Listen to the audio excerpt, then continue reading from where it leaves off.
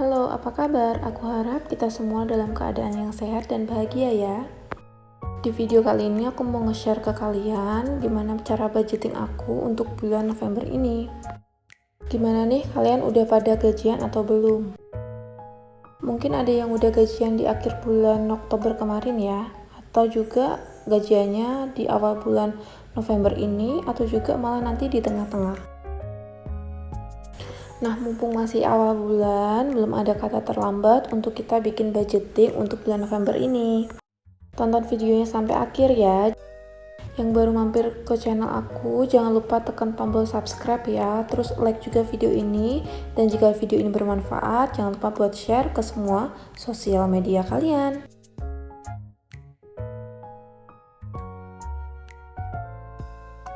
Nah, yang perlu diingat, masing-masing dari kita itu mungkin kebutuhannya berbeda, pendapatannya pun juga berbeda. Jadi kalau untuk cara budgetingnya itu berbeda, itu juga nggak kenapa-napa ya. Karena pasti keadaan kita juga berbeda-beda ya. Nah, kalian sendiri yang harusnya tahu mana yang sesuai dengan kondisi dan keadaan yang kalian alami saat ini. Mengatur keuangan itu sama halnya kayak seni sih. Jadi memang harus pinter-pinter dan kreatif. Kita nggak bisa tuh berpatok pada nominal, tapi kita benar-benar harus ngerti pos mana, kebutuhan mana yang harus diprioritaskan.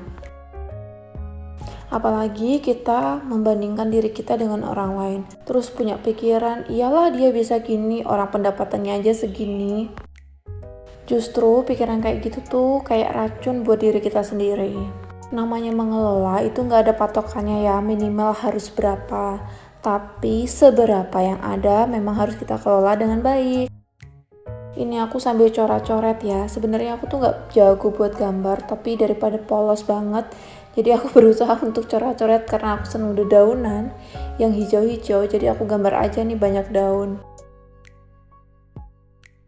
Tapi ngomong-ngomong, dulu waktu SD sama SMP tuh aku pernah dapet nilai gambar yang paling tinggi loh. Dan basicnya aku tuh sebenarnya seneng belajar sih, seneng mencoba hal baru yang sebenarnya aku tuh nggak bisa sebelumnya. Tapi aku mau belajar. Walaupun nantinya nggak maksimal dan nggak expert banget, paling enggak aku tuh mencoba hal yang baru. Tapi menurutku itu suatu hal yang menantang dan seru aja gitu buat aku. Teman-teman juga gitu ya, jangan takut untuk mencoba hal baru selagi itu positif dan baik. Nah, balik lagi nih soal ke budgeting. Mungkin cara aku mengatur keuanganku itu berbeda ya sama kalian, tapi kalian bisa ambil poin-poin pentingnya dan aku harap itu juga bermanfaat buat kalian semua.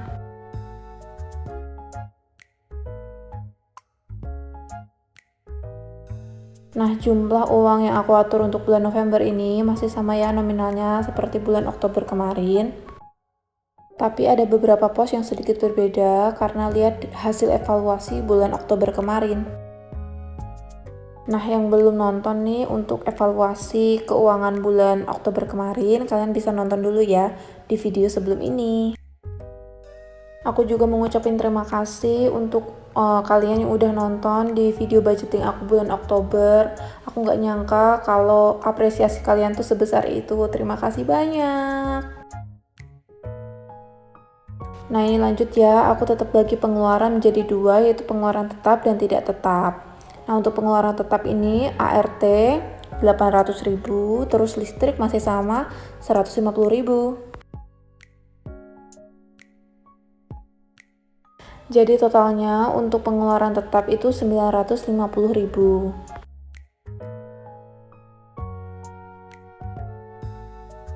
Lanjut ya, untuk pengeluaran tidak tetap. Nah, ini pengeluaran yang sewaktu-waktu itu nominalnya bisa berubah. Karena percayalah, se-expert apa orang bikin budgeting itu tetap pasti ada yang melenceng dari apa yang mereka tulis, walaupun itu cuma 1 atau 2 rupiah. Nah, untuk pengeluaran yang tidak tetap, ini aku kelompokkan untuk belanja bulanan ya. Karena memang belanja bulanan itu fluktuatif banget. Kadang bisa banyak banget terus over budget, kadang juga memang benar-benar bisa under budget banget. Nah, untuk belanja bulanan aku budgetkan 400.000. Terus lanjut untuk belanja mingguan atau buat beli lauk pauk sayur gitu aku anggarkan 300.000. Untuk ukuran 2 orang dewasa dan 1 orang balita menurutku sih ini pas ya. Karena kalau siang kita tuh juga jarang makan di rumah juga.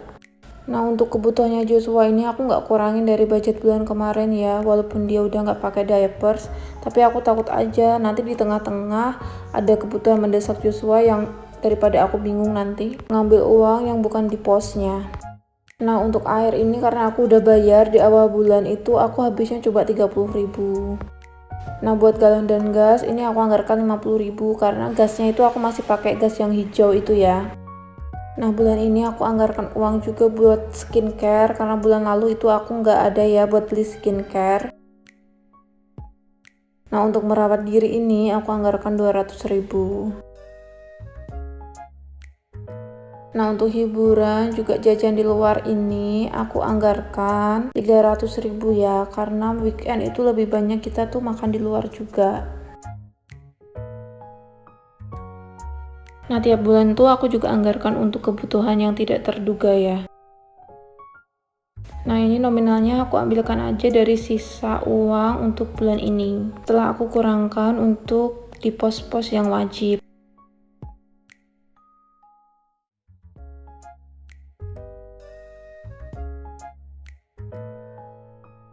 Nah, total untuk pengeluaran tidak tetap di bulan November ini, setelah aku hitung-hitung itu jadi totalnya 1.850.000.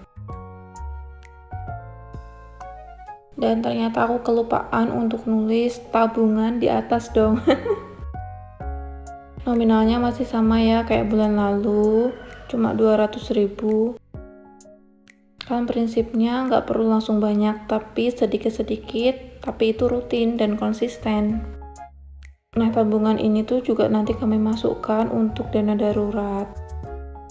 Jadi bulan ini itu pas ya 3 juta untuk semua kebutuhan kami. Ini di luar kebutuhan bensin untuk mobil dan motor ya. Karena aku sendiri itu lebih sering pakai motor, jadi itu paling seminggu nggak habis 20.000. Nah, di video budgeting bulan Oktober kemarin tuh juga ada yang tanya, misal kalau itu kurang, terus nanti gimana gitu ya. Nah, jawabannya untuk kasus kami sendiri itu ya aku nanti minta lagi sama suami. Karena memang gak semua pendapatan itu dikasih ke aku karena seperti yang udah aku jelaskan di video sebelumnya ya. Nah, inilah aku lanjut untuk buat kolom untuk men-tracking kemana perginya uang aku dalam 1 bulan ini ya. Jangan lupa setelah bikin budgeting kayak gini tetap harus dicatat di mana aja sih uang kita dipakai itu. Nah, ini aku lanjut ke bagian part yang paling aku senengin. Masukin uang ke dalam dompet pintar atau dompet pengelola keuangan ini. Jadi kalau pakai dompet pengatur keuangan ini kita tuh juga bisa pisah-pisahin uangnya sesuai dengan pos gitu. Jadi nggak takut kepake untuk hal yang sebenarnya nggak seharusnya. Nah, teman-teman, ini aku pakai dompet pintarnya ini harganya murah pol, cuma 16 ribuan ya. Kalau kalian juga mau nanti aku bakal cantumin linknya di description box. Kalian tinggal klik linknya aja, nanti langsung check out deh. Tapi beneran deh, dompet ini tuh bener-bener sangat membantu untuk kita ngatur keuangan kayak gini.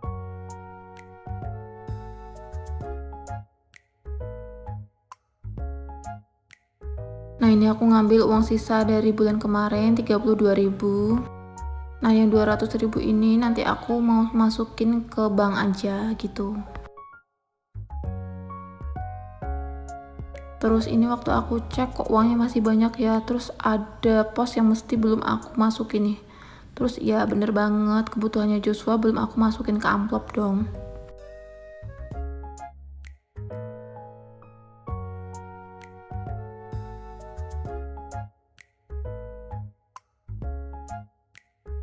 Nah, teman-teman, ini aku lanjut buat ngisi sinking fund ya.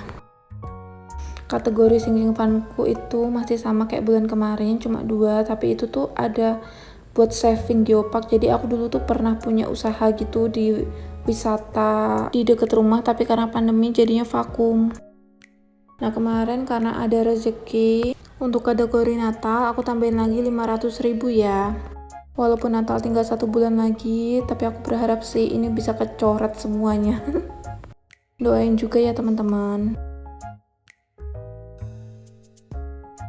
Nah lanjut untuk kategori lebaran ini aku cuma masukkan 100.000 lagi karena memang masih jauh ya. Tapi aku juga nanti berharap sebelum lebaran ini uangnya udah terkumpul.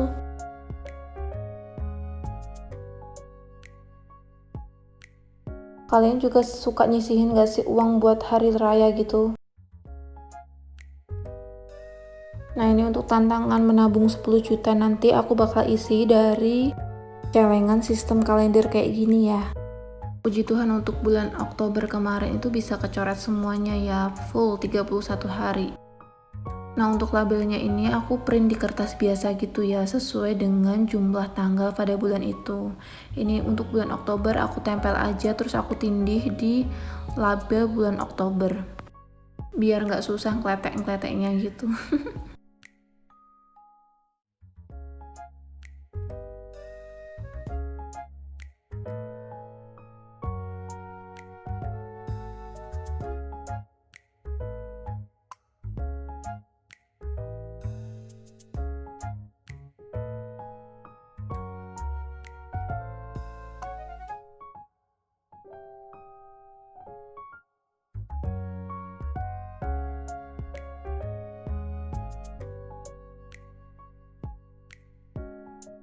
Nah ini sebenarnya setiap bulan gitu uangnya mau aku hitung, terus aku masukin ke amplop yang tantangan 10 juta itu ya. Tapi tak pikir-pikir lagi, uang di dalam botol itu masih sedikit, jadi nanti aku putuskan untuk bongkar itu di bulan Desember.